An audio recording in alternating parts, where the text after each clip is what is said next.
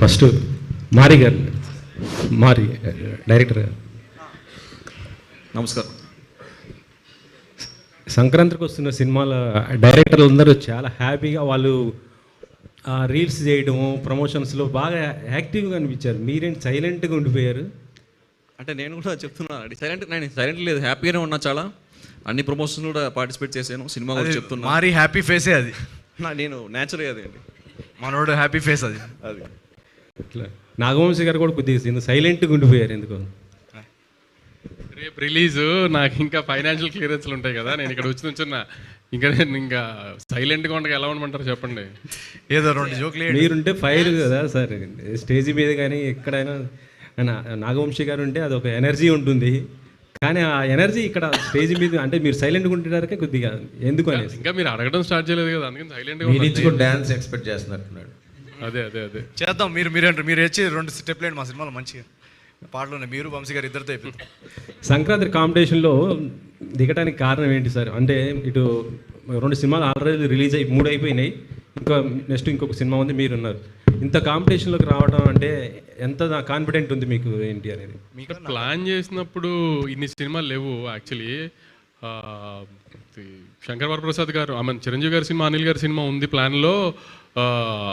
Raja Saab December అనుకున్నది, ఇలా ముందు 2-3 డేట్లు అనుకున్న ముందుకు వచ్చింది కదా. సో ఇంకో పెద్ద సినిమా ఎక్స్పెక్ట్ చేయలేదు యాక్చువల్లీ. ఒక అనిల్ రావుపూడి గారిది, చిరంజీవి గారి సినిమానే ఉంటుంది అనుకున్నాము. రెండో పెద్ద సినిమా ఎక్స్పెక్ట్ చేయలేదు. ఇంకా రవితేజ గారిది శర్వానంద్ కూడా సడన్గా వచ్చింది కదా, అవుట్ ఆఫ్ ది బ్లూ. నవంబర్లో డిసెంబర్ దాకా ఫస్ట్ బైకర్ అనుకుని సడన్గా వచ్చింది కదా. సో ఇంకా ఏ ప్రొడ్యూసర్లు వాళ్ళ ఫైనాన్షియల్ కమిట్మెంట్స్, ఓటీటీ కమిట్మెంట్స్ అవి ఉన్నప్పుడు మేము ఎవరిని ఏది ఆపలేము కదా. సో అనుకోకుండా అన్ని 5 సినిమాలు అయినాయి, కానీ ప్లాన్ ప్రకారం అనుకున్నప్పుడు అంత లేదు. కానీ ఒకసారి అనౌన్స్ చేసినదో, ఒకసారి ఓటీటీకి ఇన్ఫార్మ్ చేసినదో మేము ఎవరం బ్యాక్అవుట్ అవ్వలేము కదా, అలా అది ప్రాబ్లం. కొద్దిగా ఈ సినిమాలో నవీన్ గారి ఇన్వాల్వ్మెంట్ ఎక్కువ ఉందనేసి అనిపిస్తుంది. ఏంటి సార్ డైరెక్షన్ అంటే మొత్తం కొంత కథ నేను రైటింగ్ మేము అందరం రాసుకున్నాం అండి. నేను మారీ, చిన్మయ్ మా కో రైటర్ ఉంది. సో రాసుకొని దాని తర్వాత మారీ డైరెక్ట్ చేశాడు. అండ్ నా ప్రతి సినిమాలో నా ఇన్వాల్వ్మెంట్ ఉంటుందండి. ప్రతి సినిమాలో మీరు ఏజెంట్ సాయి దగ్గర నుంచి చూస్తే కనుక నేను ప్రతి సినిమాలో I was involved in the writing. And ఆ ఇన్వాల్వ్మెంట్ ఉండడం వల్లే ఆ ప్రీవియస్ సినిమాలన్నీ మాకు నచ్చిన విధంగా మేము సర్దిద్దుకోగలిగాం. అండ్ ఆడియన్స్ కూడా దాన్ని బాగా రియాక్ట్ అయ్యారు. సో ఈసారి కూడా వాళ్ళు డెఫినెట్గా ఈ ప్రోడక్ట్ని ఎంజాయ్ చేస్తారని నమ్ముతున్నాం. వంశీ గారు, డైరెక్షన్ కూడా మీరే గాడ్ ఆఫ్ వార్ దీనికి సంబంధించి ఫ్యాన్ వార్ కొద్దిగా జరుగుతుంది, దీనికి ముగింపు ఎప్పుడు అనుకుంటున్నారు సార్? రిలీజ్ అయిపోనివ్వండి, ఇప్పుడు ఆ డిస్కషన్ ఎందుకు? నేను రేపు రిలీజ్ పెట్టి నా టెన్షన్లో ఉంటే మీరు ఇవన్నీ. నవీన్ గారు, మీరు డైరెక్షన్లో కూడా ఎక్కువ ఇన్వాల్వ్ అయ్యారని తెలిసింది. మీరు ఎక్కడ మీరు సెట్కి వచ్చారేంటి? లేదు, ఇంకా డైరెక్షన్ టైం ఉందిలేండి. ప్రస్తుతానికి మా మంచి మారీ ఉన్నాడు డైరెక్టర్, మా క్రియేటివ్ డైరెక్టర్ చిన్మయ్ తను రాలేకపోయింది ఈరోజు. సో వాళ్ళు అవన్నీ చూసుకుంటారు. సో జస్ట్ నేను రైటింగ్ పరంగా, యాక్టింగ్ పరంగా. రేవంత్, లాస్ట్ ఇయర్ ఇదే టైంకి నీ లైఫ్ ఒకలా ఉండుండొచ్చు. ఈ 1 ఇయర్లో ఎట్లుంది? మూవీస్ అగ్రిమెంట్స్ కావచ్చు చేయడం, ఇప్పుడు నిన్ను స్టేజ్ మీద చూసినా కూడా లిటిల్ బిట్ బాడీ లాంగ్వేజ్ కూడా లిటిల్ బిట్ చేంజ్ అయింది, జేబులో చేయి పెట్టుకుని మాట్లాడుతున్నావు. సో ఎట్లా అనిపించింది ఈ 1 year, before and after? Before last year సంక్రాంతికి వస్తున్న మూవీతో నీ లైఫ్ స్టార్ట్ అయింది కదా, ఈ 1 ఇయర్ ఎట్లుంది అనుకున్నా? ఈ 1 ఇయర్ అంటే కొంచెం బిజీగా ఉన్నా. ఈ 1 ఇయర్ ఒక 10 ఫిలిమ్స్ లాగా చేస్తున్నా. అలాగే ఓ వావ్,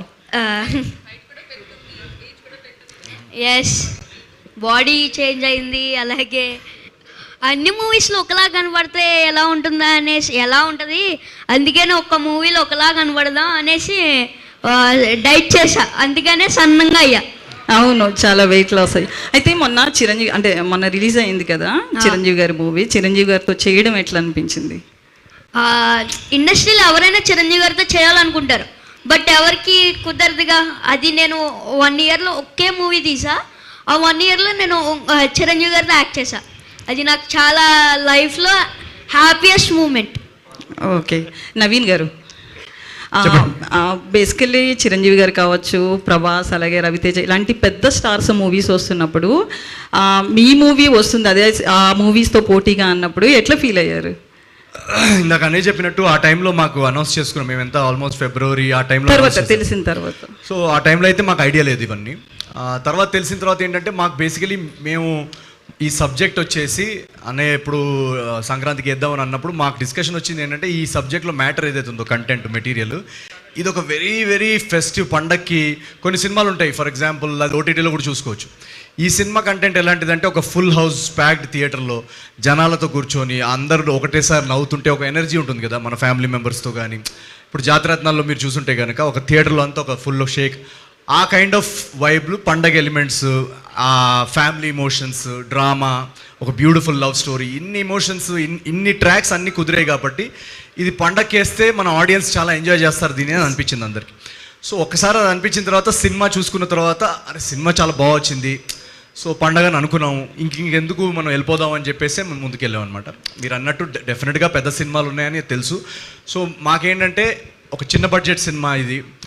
సో ఆ సినిమాలు వస్తున్నప్పుడు మా సినిమా రేపు రిలీజ్ అయ్యి ఆ వర్డ్ ఆఫ్ మౌత్, దాన్ని రియాక్షన్స్ థియేటర్లో రేపుగా అది మీడియా కానీ ఆడియన్స్ కానీ దాన్ని ఇంకా ఆడియన్స్లోకి తీసుకెళ్తారని ఒక నమ్మకం.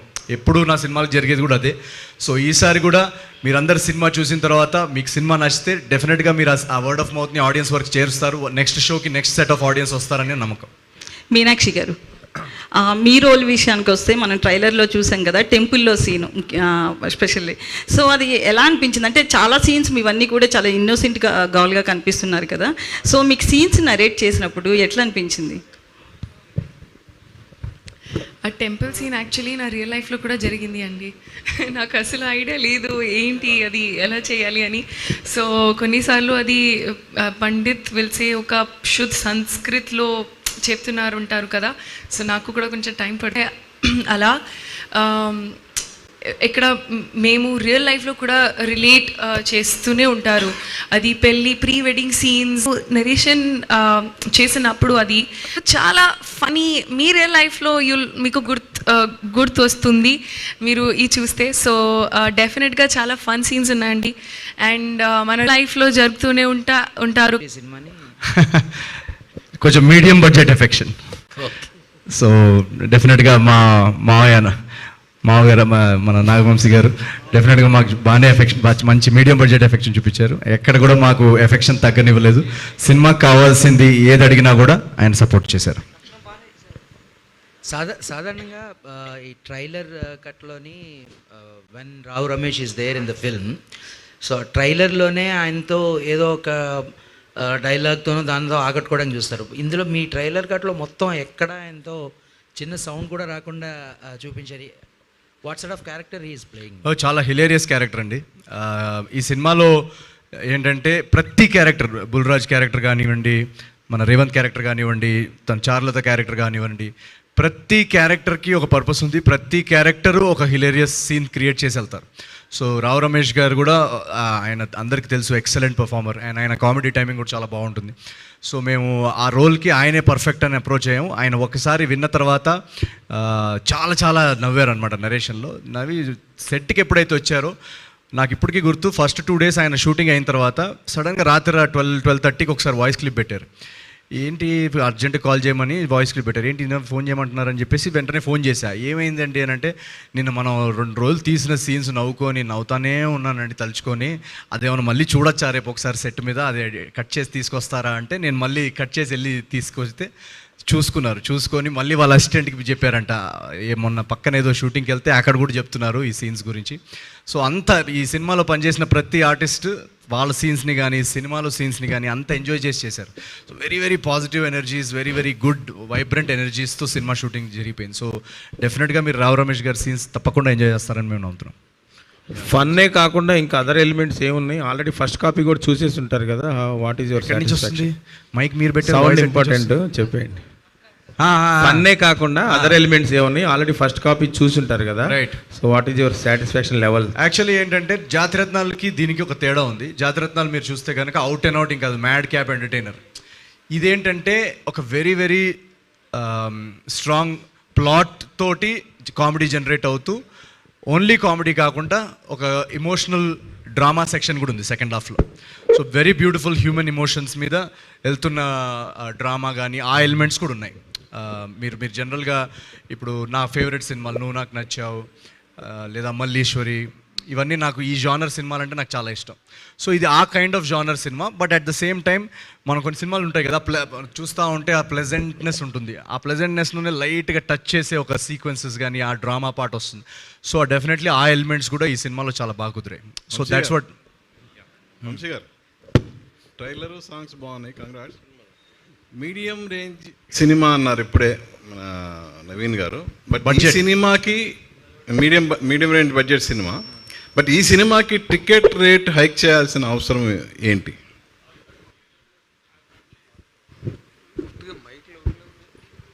ఇందాక చెప్పినట్టే 5 సినిమాలు వస్తున్నాయని తెలుసు కదా మీకు కూడా. ప్లస్ ప్రభాస్ గారి సినిమా, చిరంజీవి గారి సినిమా వస్తున్నాయి. So next mid range cinema కాబట్టి థియేటర్లో మామూలుగా ల్యాండ్ చేసినట్టుగా ల్యాండ్ చేయలేము కాబట్టి పండగ టైంలో ఆ 4-5 రోజులు అడ్వాంటేజ్ తీసుకుంటానికి తక్కువ థియేటర్లు ఉంటాయి కాబట్టి ఒక 50 రూపాయలు తెచ్చామండి అంతే. మనం పెద్ద రేటు పెంచేసింది ఏం లేదు. సింగిల్ స్క్రీన్స్కి 50 రూపాయలు తెచ్చాం. ఆంధ్రాలో 75 రూపీస్ మల్టీప్లెక్స్కి తెచ్చాం అంతే. ఎందుకంటే థియేటర్లు తక్కువ పడతాయి కాబట్టి ఇన్ని సినిమాల మీద. వంశీ గారు, ఈ సంక్రాంతికి అన్ని కామెడీ సినిమాలు వస్తున్నాయని ట్రైలర్లో కామెడీ పెట్టారా? ఎక్కడ చాలా దాచినట్టు అనిపిస్తుంది. అంటే తను నవీన్ చెప్పినట్టు ఇప్పుడు జాతిరత్నాల్లో అంటే ఫుల్ ఆన్ గ్యాగ్స్తో పంచులు ఇలా వెళ్ళిపోతూ ఉంటుంది. ఇది కూడా ఇప్పుడు ఒక సింపుల్ కథ, ఒక గోదావరి జిల్లాలో కుర్రోడు అమ్మాయి వెనకాల పడటం, అమ్మాయిని లవ్లో పడేయటం, అమ్మాయిని పెళ్లి చేసుకుంటాం, ప్రాబ్లం రావటం. ప్రాబ్లం వచ్చిందో జనరల్గా ప్రాబ్లం అంటే ఇప్పుడు మనకు వచ్చేది డబుల్ ప్రాబ్లమ్సే కదా.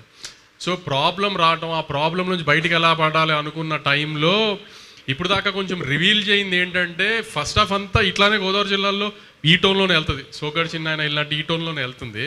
సెకండ్ హాఫ్లో మాత్రం ఒక స్పేస్ తర్వాత సడన్గా సినిమా ఒక పొలిటికల్ సెటైర్గా మారుతుంది. సెకండ్ హాఫ్ అంతా ఇంకా last 45 minutes of the film ఒక పొలిటికల్ సెటైర్. అంటే ఎవరిని కించపరిచేటట్టు ఆ సెన్స్లో కాదు. పల్లెటూరుల్లో దాని ప్రెసిడెంట్ అంటారు కదా, ఆ ఊరు ప్రెసిడెంట్, అది చిన్నదిలేండి, ఎమ్మెల్యేలు ఎంపీలు మినిస్టర్లు ఓ సీరియస్ లీడర్ అలా స్పేస్లో కాదు. ఒక చిన్న నవీన్ స్టైల్లో ఏదన్నా ఒక చిన్న ఎటకారం చేస్తున్నట్టే అప్పటికప్పుడు డబ్బులు సంపాదించాలి అంటే ఈ కుర్రోళ్ళు ఏదన్నా అదే ఆలోచిస్తారు కదా, సినిమాల్లోకి వెళ్ళిపోవాలి లేదంటే పాలిటిక్స్లోకి వెళ్ళిపోవాలని అన్నట్టుగా ఒక చిన్న ఊపు వస్తుంది కదా కుర్రోళ్ళకి ఎటకారంగా. ఆ ఎటకారం స్పేస్లోనే ఒక చిన్న పొలిటికల్ సెటైర్ ఉంటుంది సెకండ్ హాఫ్లో. అంటే కథలో నుంచే వస్తుంది. అది ఏది సపరేట్గా పెట్టిన బ్లాకింగ్ కాదు, కథలోనే బేసికలీ ఈ కథలోనే ఆ విలేజ్లో ఒక ఎలక్షన్స్ జరుగుతున్నాయి. సో ఆ ఎలక్షన్స్ బ్లాక్లో ఒక very very funny political satire blocks కూడా ఉన్నాయి. అది మేము ట్రైలర్లో దాచామన్నమాట. సినిమాలో మీరు ఎక్స్పీరియన్స్ ఒకటి సెకండ్ హాఫ్లో అది సర్ప్రైజ్గా ఉంచుదాం. ఆపే ఇంకా రేపు రిలీజ్ కాబట్టి మనం రివీల్ చేస్తున్నాము. Last 15-20 minutes of the film కూడా మిస్ పోలిశెట్టి లాగా ఒక మంచి ఎమోషన్ ఉంటుంది. పల్లెటూరులో కైండ్ ఆఫ్ ఒక ఎమోషన్. పల్లెటూరు కుర్రోడు ఒక టౌన్లో కానీ పల్లెటూరులో కానీ కుర్రాలు పెరిగితే ఆ చుట్టుపక్కల వాళ్ళతో అందరితో ఎలాంటి ఎఫెక్షన్ ఉంటుంది ఏంటి అనేది అదొక చిన్న ఎమోషన్ ఉంటుంది. అది కూడా బాగా వర్కౌట్ అయింది. సో ఒక పండక్కి మిడ్ రేంజ్ హీరో అవనివ్వండి, పెద్ద హీరో అవనివ్వండి, ఆ సెన్స్లో కాకుండా పండగ ఒక సినిమాలో చిన్న ప్యాకేజ్ ఉంటుంది కదా, ఫన్, ఒక చిన్న ఎమోషను, ఒక ఫైట్, పాటలు, అలా ఒక చిన్న ప్యాకేజ్ సినిమా. అంటే నవీన్ పోలిశెట్టి సినిమాలో నవీన్ ఏంటి మెసేజ్ చెప్తున్నాడు, లేకపోతే నవీన్ ఏంటి ఫైట్ చేస్తున్నాడు, ఆ సెన్స్లో ఏంటంటే పండగ వస్తున్న సినిమా, ఒక పల్లెటూరుల వాతావరణంలో వచ్చే సినిమా కాబట్టి అన్ని ఎలిమెంట్స్ని అలా ప్యాకేజ్ చేసాం. అలా అని గుద్దిదేవ 10 మంది పడిపోవడం అలాంటి ఏం లేవు. ఆ కథకి సంబంధించిన ఆ స్పేస్లో ఎంతవరకు అవసరమో అంతవరకు అన్ని ఎలిమెంట్స్ ప్యాక్ చేసాం. అది పండగ సినిమా లాగా. అండ్ ఇంకోటి మీకు ఈ ఎలిమెంట్ ఉంది, ఆ ఎలిమెంట్ ఉంది, మేము ఎంత ఎక్కువ చెప్తే రేపు మీరు థియేటర్లో సర్ప్రైజ్ మిస్ అవుతారు. సో మెయిన్లీ దాచడానికి కారణం ఏంటంటే మనం ఒక సినిమా ట్రైలర్లో చూస్తాం, అది చూసి ఆ సినిమా వైబ్ ఏంటో అర్థమైపోద్ది. దాని తర్వాత మిగతా కథ, దానిలో ఉన్న ఎలిమెంట్స్ జనరల్గా ఇప్పుడు సోషల్ మీడియా వచ్చినప్పటి నుంచి ఏమైపోయిందంటే ముందు నుంచి అన్నీ రివీల్ చేయడం వల్ల అక్కడికి వెళ్ళిన తర్వాత అది ఆల్రెడీ ముందు నుంచే వస్తుందని తెలిసి ఎక్స్పెక్ట్ చేసి కూర్చుంటే మనం కథలో అంత సర్ప్రైజ్ ఫీల్ అవ్వం. సో అది also one of the reasons. అంటే నేను అందరినీ రిక్వెస్ట్ చేసేది కూడా అదే, రేపు మీరు సినిమా చూసిన తర్వాత కూడా కథలో ఎలిమెంట్స్ కానీ స్పాయిలర్స్ కానీ ఏది సోషల్ మీడియా మీద పెట్టకండి. ఎందుకంటే నెక్స్ట్ వచ్చే ఆడియన్స్కి ఆ సర్ప్రైజ్ మిస్ అవుద్ది. వాళ్ళు మనం సినిమా తీసినప్పుడు ముందు ప్రీ సోషల్ మీడియా ఎరాలో ఇవన్నీ ఉండేవి కాదు. ఈ ఛాలెంజెస్ అంతా ఇప్పుడు ఏంటంటే సినిమా లోపల ఫోన్లతో షూట్ చేసేస్తున్నారు, దాని తర్వాత వెంటనే అక్కడ పెట్టేస్తున్నారు ఫస్ట్ 5 మినిట్స్కి. మనం యాక్చువల్గా 70 mm కనిపెట్టిన వ్యక్తి అనుకోని ఉండడు ఏంటి అది ప్రొజెక్ట్ చేయడం అని, అక్కడ నుంచి ప్రొజెక్టర్ నుంచి కెమెరాలో రీల్ నుంచి ప్రొజెక్ట్ చేసి వీళ్ళు వచ్చి చూస్తారనే ఐడియాతోటి కనిపెట్టారు. కానీ అతను అనుకోడు ఉంటాడు ఇక్కడ 2000 కెమెరాలు దానిలో కూర్చొని ఉంటారు థియేటర్స్లో అని చెప్పేసి. సో ఆ ఫార్మాట్ డిజైన్ అయిందే ఆ ఒక్క కెమెరాలో తీసిన ఒక ఫిల్మ్ మేకర్ కథని మిగతా అందరూ ఆ డార్క్నెస్లో ఎంజాయ్ చేసి ఆ కథని ఆ హై ఫీల్ అయ్యి బయటికి రావడానికి. ఇప్పుడు కొన్ని మనం ఛాలెంజెస్ చూస్తున్నాం సోషల్ మీడియాలో. సో అందువలన మేము మ్యాక్సిమం పాసిబుల్ సర్ప్రైజ్ ఎలిమెంట్స్ కానీ అవన్నీ కానీ ఏది ట్రైలర్లో రివీల్ చేయలేదు. రేపు మీరు ఖచ్చితంగా వచ్చి సినిమా చూస్తే ఆ హై ఫీల్ అయ్యి ఆ హైలో మీ వర్డ్ ఆఫ్ మౌత్ స్ప్రెడ్ అయితే ఇంకా బాగుంటుంది మాకు. ట్రైలర్లో నాగార్జున గారు వాయిస్ నేరేషన్ ఎందుకు వాడారు? సినిమాలో కూడా ఉంటుందా? సినిమాలో లేదండి, ట్రైలర్లో వాడాము. అంటే ఆయన పండగ హీరో కదా, సో ఆ ట్రైలర్ బిగినింగ్కి ఒక మంచి వైబ్రెంట్ ఎనర్జీ, ఒక పండగ హీరో ఎనర్జీ ఉంటే బాగుంటుంది అనిపించింది. సో ఆయన అన్నయ్య వెళ్ళి ఇమీడియట్గా అడగగానే అరే డెఫినెట్గా ఆయన కూడా ట్రైలర్ చాలా నచ్చింది యాక్చువల్గా. సో అందుకే ఆయన వెంటనే ఒప్పుకున్నారనమాట, ఇది పర్ఫెక్ట్ మీటర్ సినిమా పండగకి అని చెప్పేసి ఆయన చెప్పడం జరిగింది. సో చాలా అద్భుతంగా వచ్చింది ఆయన వాయిస్ ఓవర్ కూడా ట్రైలర్. ఇందులో మీరు యాక్షన్ చేశారు, ప్రశాంత్ నీళ్ళు సైడ్ తీసుకొచ్చారని ఓ డైలాగ్ ఉంటుంది.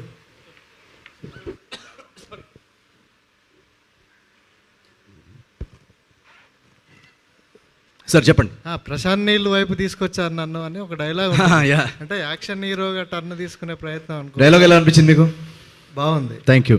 సో అదే అంటున్నా కదా, ఈ ఏమంటారు అదొక కథలో ఒక ఇంటిగ్రల్ సీక్వెన్స్.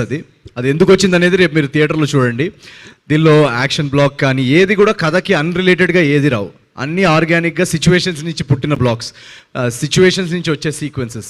సో ఒక పండగ సినిమాలో మీరు ఏదైతే ఎలిమెంట్స్ ఎంజాయ్ చేస్తారో, ఒక హై ఫీల్ అవుతాం కదా మనం ఆడియన్స్, ఒక 500 సీటర్లో ఫుల్ హౌస్లో కూర్చున్నప్పుడు ఆ ఎలిమెంట్స్ అన్నీ పెట్టాలని ఏది పెట్టలేదు.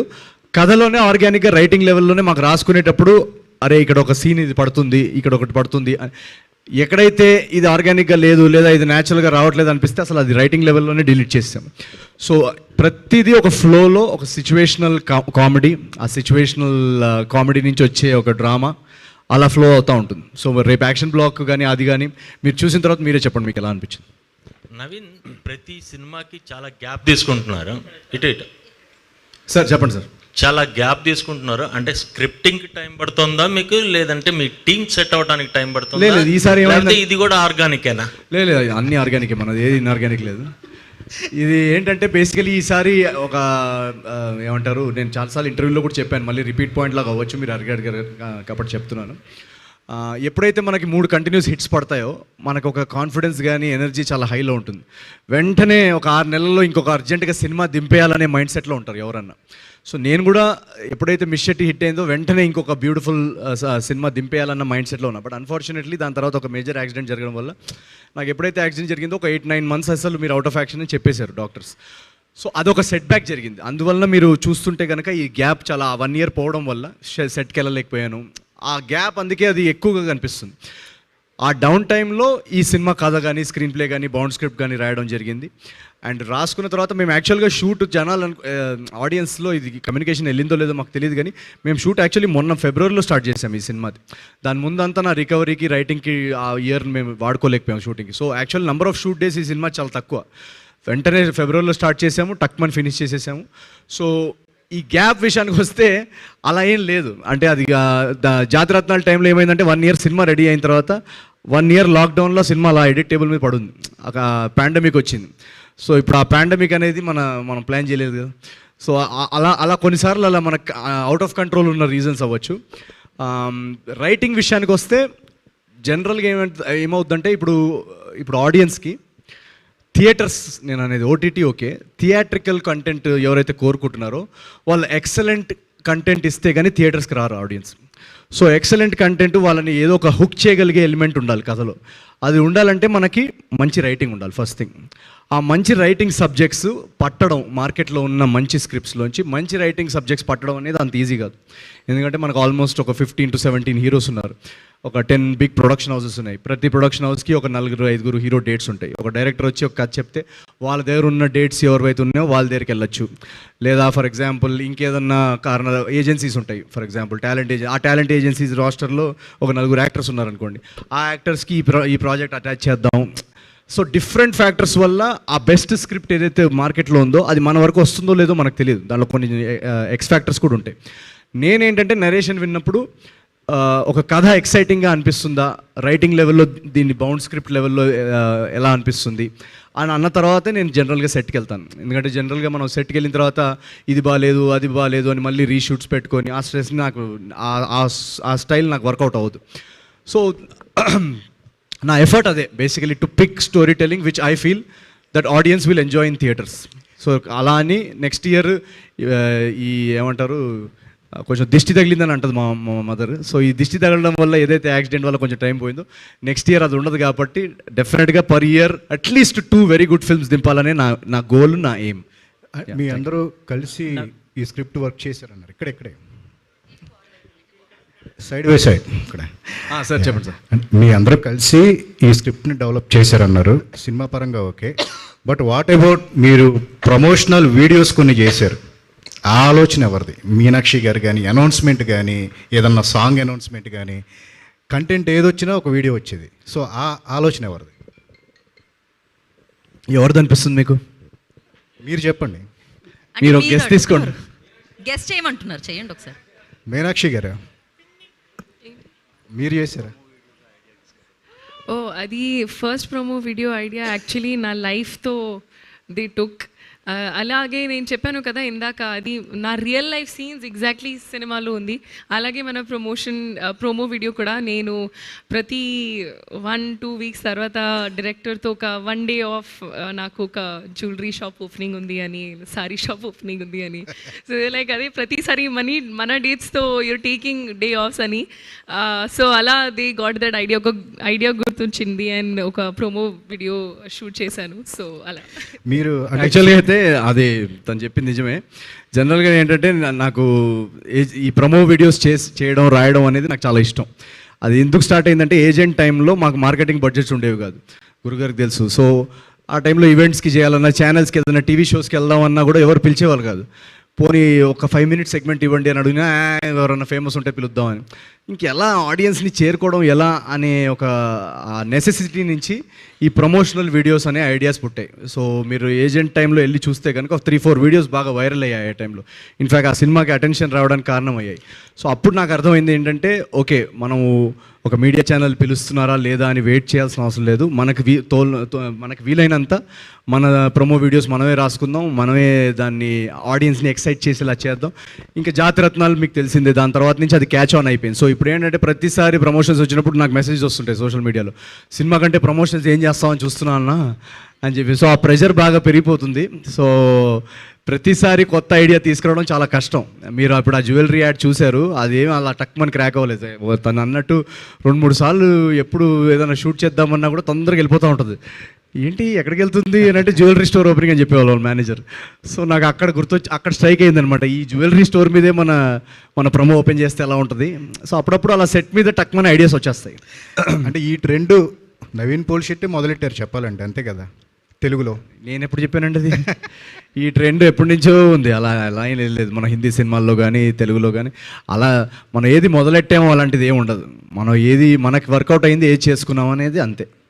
అంటే జోగిపేట్ శ్రీకాంత్ అనేది ఒక ఐకానిక్ క్యారెక్టర్. మీకు చెప్పాలంటే నవీన్ పోల్శెట్టి సినిమా చేస్తున్నాడంటే జోగిపేట్ శ్రీకాంత్ను దాటి చేయాలి. అని మీరు స్క్రిప్ట్ చేసేటప్పుడు దాన్ని మీరు మైండ్లో పెట్టుకుని చేస్తారా? లేదు, దాటాలని మైండ్లో పెట్టుకోను, డిఫరెంట్గా ఉండాలని మైండ్లో పెట్టుకుంటా. ఎందుకంటే ఈ ఫలానా క్యారెక్టర్ని ఇలా దాటాలి అలాంటి గోల్స్ మనం పెట్టుకోలేము. అది ఆడియన్స్ దాటిస్తారు. మనం దాటాలని మనం చేసినా రేపు వాళ్ళు దాటిస్తారని గ్యారంటీ లేదు. నేను అలా ఆలోచించాను. నేను ఎవ్రీ క్యారెక్టర్, ఇప్పుడు ఏజెంట్ టైంలో నేను మార్కెట్లోకి ఎక్కడికైనా వెళ్తున్నప్పుడు ఏజెంట్ అని అనేవాళ్ళు అనమాట. సో ఆ టైంలో నాకు ఉండేది ఒక ఏజెంట్ అంటే ఒక డిటెక్టివ్, దాని నుంచి డిఫరెంట్గా చేయాలని జాతిరత్నాలు జోగిపేట్ శ్రీకాంత్ చేయడం జరిగింది. అది బాగా మాసెస్లోకి వెళ్ళిపోయింది కాబట్టి నాకు మల్టీప్లెక్స్కి దూరం అవుతున్నాను అన్న ఒక డౌట్ వచ్చింది. అందుకే మిస్టర్ పోల్శెట్టి అనేది ఒక వెరీ అర్బన్ రామ్-కామ్ చేద్దామని డిసైడ్ అయ్యాను అనమాట. సో ఈ సబ్జెక్ట్కి ఆ 3 క్యారెక్టర్స్కి వేరియేషన్గా ఒక రూరల్ బ్యాక్డ్రాప్లో నేను ఎప్పుడు చేయలేదు. ఆ మాస్ ఎలిమెంట్స్ ఉంటూ, ఆ ఎటకారం ఉంటూ, ఆ ఎనర్జీ ఉంటూ, అసలు అటు సైడ్ క్యారెక్టర్స్ కానీ ఎప్పుడు నేను పట్టలేదు. సో ఈ సబ్జెక్ట్ రాస్తున్నప్పుడు నాకు అనిపించింది ఇది ఒక డెఫినెట్గా జోగిపేట్ శ్రీకాంత్ తర్వాత ఇది ఒక డిఫరెంట్ వేరియేషన్ ఉంటుంది ఈ రాజు అనే క్యారెక్టర్. అందరు ఇన్స్టెంట్గా దీన్ని ఎంజాయ్ చేస్తారనే ఒక ఫీల్ వచ్చింది. అది ఇంకా యాక్టింగ్ వర్క్షాప్స్లో, రైటింగ్లో దాన్ని ఇంకా డెవలప్ చేసుకుంటూ స్క్రీన్ మీద మీరు ఇవాళ చూస్తున్నారు ట్రైలర్లో. సో డెఫినెట్గా ఇది ఒక వెరీ న్యూ వేరియేషన్ అండ్ ఒక కమర్షియల్ సినిమా వేరియేషన్లో ఇది చాలా బాగుంటుందని మా అందరి నమ్మకం.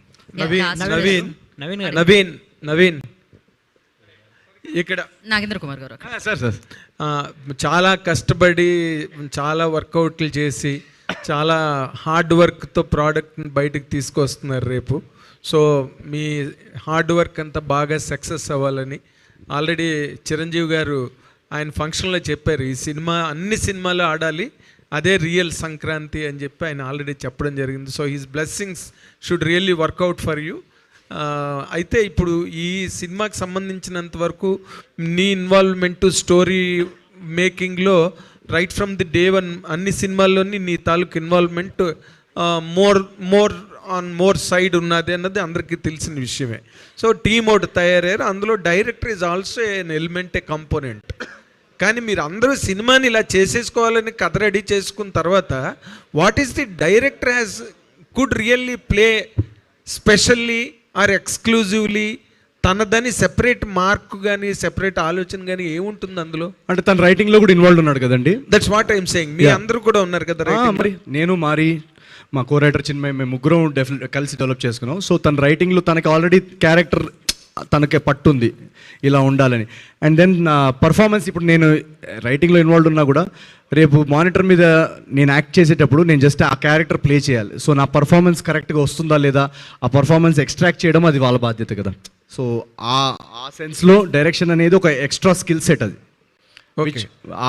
ఆ మూమెంట్లో ఇప్పుడు అందరూ పర్ఫామ్ చేస్తున్నారు, మేము అందరూ కరెక్ట్ మీటర్లో చేస్తున్నామా లేదా, సో అవన్నీ కూడా ఎక్స్ట్రా స్కిల్ సెట్స్ కదా యాజ్ ఎ డైరెక్టర్. తర్వాత ఇప్పుడు 4-5 సినిమాలు రిలీజ్ అవుతున్న ఈ టైంలో డే అండ్ నైట్ కష్టపడడంలో వచ్చిన ప్రాబ్లము కదా.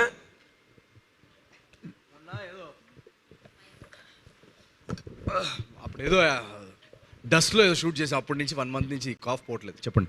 అదే ఇప్పుడు 5-6 సినిమాల రిలీజుల మధ్యలో మీ సినిమా పడుతుంది. ఓకే, సినిమా కథగా ఎంత మీరు బాగా చేసుకున్నా ఈ 5 సినిమాలని మధ్యలో ఇది ఎక్స్క్లూజివ్గా ఒక మంచి హిట్ అవ్వాలి అని అంటే hero stamina is very important for the film. హీరోవే లిఫ్ట్ చేయాలి కదా స్టోరీని, అందులో ఉండే పొటెన్షియల్ని ఏదైనా. Do you really believe that you can lift it above the top? నేను అసలు అలా స్టామినా అలాంటి పెద్ద పెద్ద వర్డ్స్ నేను ఎప్పుడు నమ్మను. నేను నమ్మేది ఏంటంటే మన కథలో నమ్ముతాను. కథలో స్టామినా ఉంటే ఆ కథనే ఆడియన్స్లోకి వెళ్తుంది, ఆడియన్స్ దాన్ని లిఫ్ట్ చేస్తారని నేను నమ్ముతున్నాను.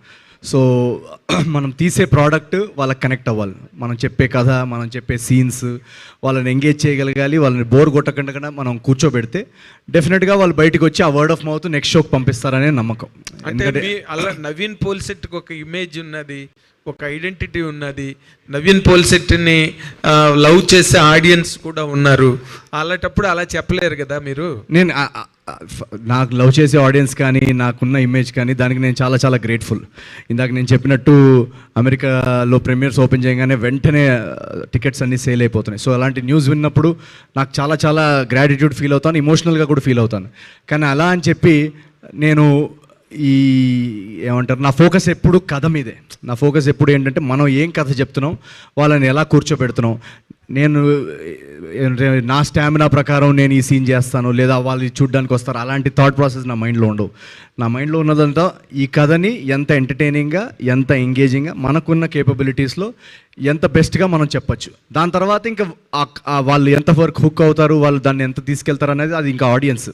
బట్ మీరు అన్నట్టు ఒక కాంపిటీషన్ పాయింట్ అనేది నిజమే. ఒక 4-5 సినిమాలు వస్తున్నప్పుడు సో ఇలాంటి టైంలో మా వర్డ్ ఆఫ్ మౌత్, మా సినిమాకి ఏదైతే వర్డ్ ఆఫ్ మౌత్ వస్తుందో దాన్ని బాగా ఆడియన్స్లోకి వెళ్ళేలాగా ఆడియన్స్ మెంబర్స్కి కానీ మీడియా మెంబర్స్కి కానీ మేము డెఫినెట్గా మా తరఫు నుంచి అదొక రిక్వెస్ట్. సో ఏదైతే రేపు థియేటర్స్లో రియాక్షన్స్ ఉంటాయో అది ఎప్పుడైతే ఆడియన్స్ వరకు మ్యాక్సిమం నెంబర్ ఆఫ్ ఫ్యామిలీస్ వరకు చేరేలాగా అందరూ ట్వీట్ చేయడం కానీ హెల్ప్ చేయడం కానీ చేస్తే డెఫినెట్గా ఆ వర్డ్ ఆఫ్ మౌత్ ఇంకా ట్రాన్స్లేట్ అవుతుందని మేము నమ్ముతున్నాం. All the very best, all the very best, all the very best. Nagendra Kumar గారు, మీకు ట్రైలర్ ఎలా అనిపించింది కదా? So that's more than enough I think. Naveen గారు, ఫైనల్. హాయ్ అండి. అమ్మాయి అక్కడ అక్కడ అక్కడ. హాయ్ అండి. హాయ్ నవీన్ గారు, చెప్పండి. అయితే మీరు రైటింగ్స్ లో కూడా ఇన్వాల్వ్ అయి ఉన్నారు కాబట్టి చారులత క్యారెక్టర్ రాసేటప్పుడు ఆన్ టైం అక్కడ ఏదైనా రాసుకునేది రియల్ లైఫ్లో చారులత ఎవరైనా ఉన్నారా, అట్లాంటివి ఏవైనా రాసుకున్న సీన్స్ ఏవైనా ఉన్నాయా మీకు? డెఫినెట్గా ఈ చారులత క్యారెక్టర్ అనేది రాసేటప్పుడు చాలా చాలా ఎంజాయ్ చేసాం మేము. ఎందుకంటే చాలా చాలా ఫన్నీ క్యారెక్టర్. మీనాక్షి మీరు తను చూసిన సినిమాల్లో అంతవరకు ఎక్స్ప్లోర్ చేసిన కామెడీ యాంగిల్ నాకు ఎక్కడ కనపడలేదు. సో నేను తను కలిసినప్పుడు కూడా తనలో ఆల్రెడీ ఒక ఫన్నీ పర్సనాలిటీ ఉందని మేము గ్రహించాం. సో తన పర్సనాలిటీ ప్రకారము తన ఎనర్జీ లెవెల్స్ ప్రకారం కొన్ని మోడిఫికేషన్స్ చేశాము. బట్ చారులత అనే క్యారెక్టర్ ఆల్రెడీ సినిమాలో నేను ఇందాక చెప్పినట్టు అన్ని characters funny characters. So Charulata అనేది కూడా చాలా మీరు ట్రైలర్లో కూడా చూస్తే తను కూడా ఒక చాలా కామెడీ టైమింగ్ కామెడీ యాంగిల్ ఉన్న క్యారెక్టర్. సో మాకు ఆన్ సెట్ ఏమంటారు ఇంప్రొవైజేషన్స్ ఉంటాయి. ఆన్ సెట్ ఒక సీన్ వస్తున్నప్పుడు ప్రతి యాక్టర్ తన బాడీ లాంగ్వేజ్ ప్రకారం చేస్తుంటారు కదా, దాన్ని బట్టి ఏదో ఒకటి అడ్జస్ట్మెంట్స్ చేస్తుంటాం సీన్కి ఏది బెటర్గా వర్క్ అవుతుందని. సో అలా డెఫినెట్గా మీరు రాజు చారులత అనే ఈ ట్రాక్ ఏదైతే ఉందో ఫస్ట్ హాఫ్లో కానీ సెకండ్ హాఫ్లో కానీ ఈరోజు మేము టెస్ట్గా ఎవరికైనా చూపిస్తుంటే వాళ్ళందరూ కూడా చెప్పేది అదే, అసలు ఇదంతా చాలా చాలా హిలేరియస్గా వర్కౌట్ అయిందని. సో మీరు రేపు తన పర్ఫార్మెన్స్ చూసి కూడా డెఫినెట్గా సర్ప్రైజ్ అవుతారు. రేవంత్ రైట్ ఫైనల్ క్వశ్చన్ అండి. రేవంత్ నీకు ఈ సినిమాలో 7-8 సీన్లు ఉన్నాయి, నవీన్ పోలిశెట్టిని బాగా డామినేట్ చేసావని బయట చెప్పుకుంటున్నా, ఏం జరిగింది? చాలా సంతోషం అలా జరిగితే. ఇప్పుడు చెప్తే మరి మూవీలో ఏం కిక్ ఉంటుంది, ఇప్పుడు ఓపెన్ చేయను. ఓకే, నేను గంట నుంచి అదే చెప్తున్నాను, వాళ్ళు వెళ్ళట్లేరు. నువ్వైనా చెప్పరా బాబు. నవీన్ గారు, మీనాక్షి ఈ సంక్రాంతిలో హీరోయిన్లది బాగా స్ట్రాంగ్ క్యారెక్టర్స్ ఉన్నాయి అన్ని సినిమాల్లో. ఈ సినిమాలో మీ క్యారెక్టర్ ఎంత స్ట్రాంగ్ ఉండబోతుంది? చాలా సంతోషం అండి, ఎందుకంటే ఫీమేల్ క్యారెక్టర్ స్ట్రాంగ్ ఉంటే కథ కూడా చాలా ఒక నెక్స్ట్ లెవెల్లో పెరుగుతుంది. ఎందుకంటే ఐ ఫీల్ లైక్ మన రియల్ లైఫ్లో కూడా విమెన్ రోల్ చాలా important, from our mothers to our teachers to our sisters to our colleagues. So నేను చాలా హ్యాపీ అన్ని సినిమాలో చాలా మంచి ఫీమేల్ క్యారెక్టర్స్ ఆర్ రిటర్న్. అలాగే ఈ సినిమాలో కూడా Charulata character one of a kind character అండి. నేను చేసిన ఫిల్మ్స్లో కూడా actually also it is one of a kind. ఎందుకంటే చారులత టైమింగ్ ఎనర్జీ అది ఆల్రెడీ చెప్పాను కదా, అది ఇట్స్ చాలా డిఫరెంట్, చాలా యునీక్. ఆ క్యారెక్టర్ గ్రాఫ్, ఆ క్యారెక్టరైజేషన్ అండ్ ఆ క్యారెక్టర్ ఆర్క్ మీరు మూవీ చూస్తే మీకు తెలుస్తుంది ఏంటిది. అండ్ అలా మీరు మీనాక్షి ఎవరు యుల్ డెఫినెట్లీ ఫర్గెట్, అది చారులత మీకు గుర్తు వస్తుంది అది మీరు చూసిన తర్వాత. లాస్ట్ ఇయర్ మీనుతో ఒక different kind of impact create చేశారు. అలాగే ఈ సినిమాలో చారులతతో ఒక డిఫరెంట్ కైండ్ ఆఫ్ ఇంపాక్ట్ సినిమాలో ఉంది. నవీన్ గారు, థ్యాంక్ యూ. అండ్ నవీన్ గారు, వన్ లాస్ట్ క్వశ్చన్, లైక్ ఇంతకుముందు సంక్రాంతి ఎలా ఉండింది, స్టార్ అయ్యాక సంక్రాంతి ఎలా ఉంది? సంక్రాంతికి మీరేం చేసేవాళ్ళు? నేను సంక్రాంతిగా ఏం చేస్తారు మామూలుగా? యాక్చువల్లీ నాకు సంక్రాంతి చిన్నప్పటి నుంచి చాలా ఒక మా ఇంట్లో బేసికలీ మా కజిన్స్ సంక్రాంతి అప్పుడు టెర్రస్ మీద ఎగరేస్తారు కదా, ఆ కైట్ ఎగరేస్తూ మా కజిన్ ఒక అబ్బాయి పడిపోయాడు అనమాట. పడిపోయి ఇక్కడ అంతా క్రాక్ అయిపోయింది, మొత్తం క్రాక్ అయిపోతే ఇంకా ఆల్మోస్ట్ చనిపోతాడేమో అన్న జోన్లోకి వచ్చింది ఇన్సిడెంట్. ప్లెజెంట్గా అడిగారు, బట్ చెప్తున్నాను నా స్టోరీ. సో అప్పటి నుంచి ఏంటంటే మాకు సంక్రాంతికి కైట్ ఎగరేయాలంటే మా ఇంట్లో తోమేవాళ్ళు అసలు. సో మేము దొంగతనంగా కైట్ ఎగరేయడానికి ఇంకా అసలు ఎక్కడన్నా మా డాడీకి కనిపించకుండా, ఎవరైనా ఫ్రెండ్స్కి చెప్పకుండా. సో సంక్రాంతి వస్తుందంటే ఒక టెన్షన్ అనమాట, ఎక్కడ కైట్ ఎగరేస్తూ పట్టుబడ్డామంటే ఇంకా ఈయన తీసుకెళ్ళి తోముతాడని చెప్పేసి. సో ఆ మెమరీ నాకు ఇప్పటికీ, ఏదైనా కైట్ చూశానంటే నాకు భయం, మా డాడీ ఎక్కడి నుంచి చూస్తున్నాడా అని. సో యా, ఇక్కడ మేము అందుకే కైట్స్ ని కట్టేసాం, ఎగరేయాల్సిన అవసరం లేదు. ఏమన్నా సంక్రాంతి సెలబ్రేట్ చేసుకోవాలంటే ఇప్పుడు అనగనగా ఒక రాష్ట్రం ఉంది, అలా బిల్డింగ్ల మీదకి వెళ్ళకండి, థియేటర్. సో మీరందరూ ఇక్కడికి వచ్చినందుకు చాలా చాలా థ్యాంక్స్. అండ్ మీరందరూ నా డ్రీమ్స్ని, నా కళల్ని నిజం చేశారు. సో మీ కళలు ఈ పండక్కి 2026లో మీ అందరు ప్రేక్షకులు కానీ, మీడియా వాళ్ళు కానీ, మీ అందరి డ్రీమ్స్, మీ అందరి ఫ్యామిలీ డ్రీమ్స్, మీ గోల్స్ ఇవన్నీ కూడా నిజం అవ్వాలని నేను కోరుకుంటున్నాను. అండ్ సంక్రాంతి అనేది ఒక joyous time. So first of all happy Sankranti మీ అందరికీ, మీ ఫ్యామిలీస్ అందరికీ. అండ్ అనగనగా ఒక రాజు అనే సినిమా రేపు January 14th నాడు రిలీజ్ అవుతుంది. ట్రైలర్ మీరు ఆల్రెడీ చూశారు. మీకు ట్రైలర్ నచ్చి మా ప్రమోషనల్ మెటీరియల్, మా సబ్జెక్ట్, మా ఉన్న టాలెంటెడ్ ఆర్టిస్ట్ మీరందరూ నచ్చుంటే ఆల్రెడీ అడ్వాన్స్ బుకింగ్స్ చాలా చాలా బాగా జరుగుతున్నాయి. So all you have to do is వచ్చి మీ ఫ్యామిలీ మెంబర్స్తో వచ్చి కూర్చోండి, టికెట్ బుక్ చేసుకుని. బుక్ మై షో డిస్ట్రిక్ట్ ప్రతి చోట ఓపెన్ అయిపోయింది. రేపు మార్నింగ్ షోకి మేము చాలా చాలా సెంటర్స్ కూడా వస్తున్నాం. మీరు ఆ ఎనర్జీ, ఆ లాఫ్టర్, ఆ వైబ్ మీరు ఫీల్ అవుతే, ఆ ఫీల్ అయిన వైబ్ని మీకు నచ్చిన వర్డ్ ఆఫ్ మౌత్ని నెక్స్ట్ సెట్ ఆఫ్ ఆడియన్స్కి పంపించండి. And let's make sure that Telugu audiences across the world, ఎక్కడెక్కడైతే తెలుగు ప్రేక్షకులు ఉన్నారో ప్రపంచవ్యాప్తంగా, వాళ్ళందరూ ఈ లాఫ్టర్, ఈ జాయ్ని వాళ్ళ దాకా చేరేలాగా మీడియా మిత్రులు మీరందరూ కూడా హెల్ప్ చేయండి. So thank you so much. Let's make sure this Sankranti is a Joyce time for Telugu cinema. Thank you very much. Thank you so much. సంక్రాంతికి రాజు గారిని థియేటర్లో కలుసుకుందాం, అండ్ అలాగే దాని తర్వాత మళ్ళీ సక్సెస్ మీట్లో నవీన్ పోలిశెట్టి గారిని ఎంటైర్ టీమ్ని కలుసుకుందాం. Thank you media for your questions. And Ramesh గారు, కంగ్రాచులేషన్స్, మీ అబ్బాయి సినిమాలో ఇరగ తీశాడు. సో యా, మీ కళలు కూడా నెరవేరుతున్నాయి.